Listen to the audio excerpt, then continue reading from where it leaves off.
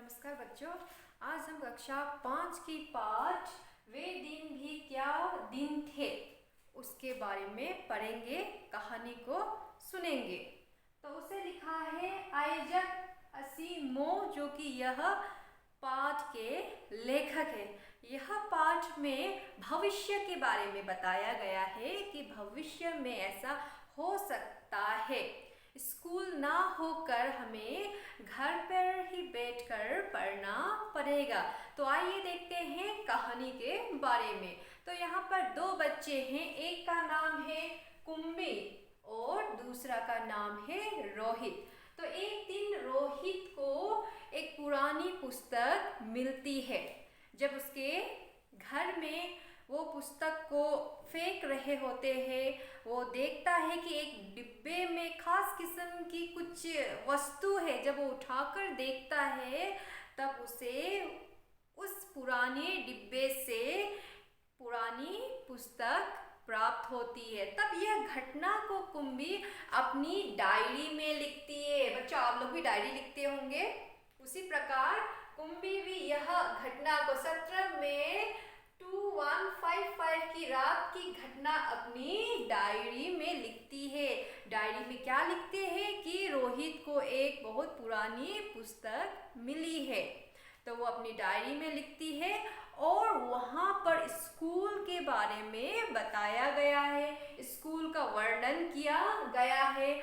और कुंबी को पता चलता है अपने दादाजी से, दादाजी से। जब कुंबी के दादाजी छोटे थे उस समय उनके दादाजी उन्हें बताते हैं कि उनके ज़माने में ऐसी पुस्तक होती थी और पुस्तक का पृष्ठ यानी कि पेजेस उलटना पड़ता था और सारे शब्द स्थिर रहते थे, यानी कि एक ही जगह रहते थे, हिलते डुलते नहीं थे।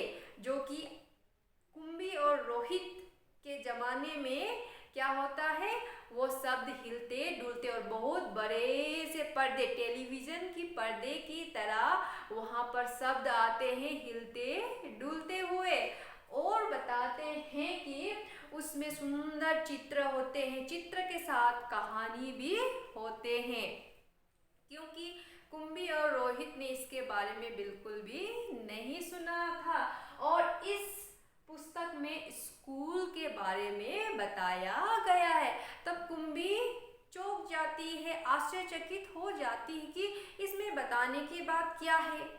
कुछ तो बताने की बात नहीं है स्कूल के बारे में, क्योंकि क्या होता है उसमें पढ़ाई होता है, जैसे हम लोग करते हैं, मशीन के सामने जाकर बैठ जाते हैं और मशीन आगे का सबक यानी कि आगे पढ़ाता है और हमारा जो भी क्या है गृह कार्य है वो मशीन की छेद में डालना पड़ता है। वो मशीन हमारी समझ के अनुसार यानी कि हमारे अंडरस्टैंडिंग के अनुसार वो मशीन हमें पढ़ाता है और हमारा परीक्षा भी लेता है।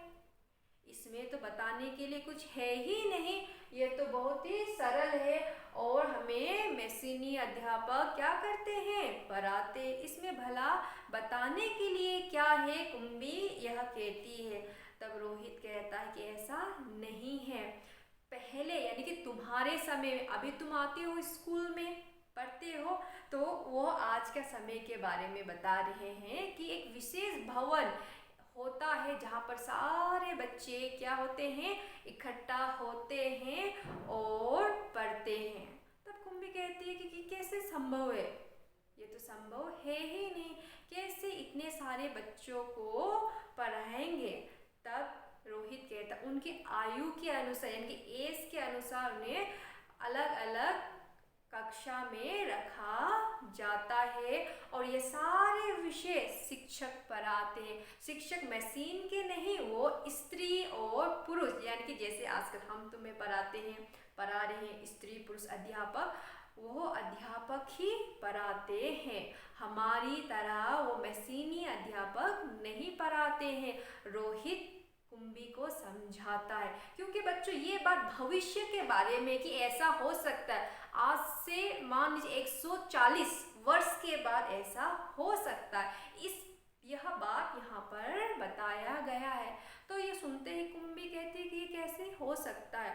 कैसे इतना सारा विषय वो स्त्री पुरुष पढ़ा सकते हैं?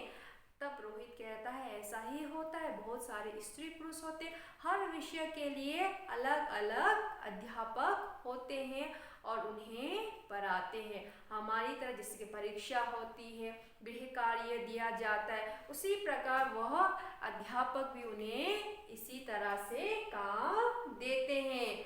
वो मशीन की अध्यापक नहीं होते हैं। तब कुंभी कहती है कि हमारा मशीनी अध्यापक क्या करता, हमें पढ़ाता है किसके, उनके समझ के अनुसार। वो घर में बैठे ही वो आराम से पढ़ लेते हैं, उन्हें कहीं भी जाने की जरूरत नहीं होती है। तब उस समय जब वो पूछने लगती है तब रोहित को ऐसा लगता है कि शायद कुंभी इस पुस्तक में रुचि नहीं रख रही है। तब वो कहता है कि मैं तुम्हें यह पुस्तक नहीं दूंगा। तब कुंभी कहती है ऐसी बात नहीं, मुझे और जानना है इसके बारे में, और आगे क्या होता है, कैसे होता है, सब कुछ मुझे अच्छी तरह से जानना है। तब वो बताती है कि एक बार उसका मशीनी अध्यापक क्या हो गया था, खराब हो गया था। तब वो मन ही मन बहुत ही खुश हो रही थी, लेकिन उसकी माँ पास में ही एक अध्यक्ष था, उसे बुलाती है और कहती है मशीन ठीक करने के लिए। तब वो अध्यक्ष उस मशीन का पुर्जा यानी पार्ट्स अलग कर देती है और वो मन में सोच रही होती है कुंभी की काश ये अध्यक्ष से जोड़ ना पाए, तब जाके मुझे इस मशीनी अध्यापक से क्या मिल जाएगा, छुटकारा मिल जाएगा। लेकिन वो अध्यक्ष इस मशीन को पूरा ठीक कर देता और कहता है कि भूगोल की चक्की यानी कि ज्योग्राफी का जो ज्योग्राफी पढ़ाता है वो चक्की, वो मशीन थोड़ा उसका रफ्तार तेजी यानी कि तेजी बहुत ज़्यादा हो गया था और उसको उसने कम कर दिया है। अभी कुछ भी इसमें समस्या नहीं आएगी। यह कहते हुए वह अध्यक्ष चला जाता है और कुंभी को आगे का सबक यानी कि आगे का पढ़ाई करना पड़ता है। तो अब ये दोनों जब कुंभी और रोहित बात कर रहे थे तब उसी समय अंदर से माँ की आवाज़ आती है कि अभी सबक का समय यानी कि पढ़ने का समय हो गया है। तब रोहित भी वहाँ से चला जाता है और अंदर कुंभी बैठ जाती है मशीन के सामने। तब मशीन से आवाज़ आने लगती है कि अपना गृह कार्य छेद में डालो, यह आवाज़ आने लगती है।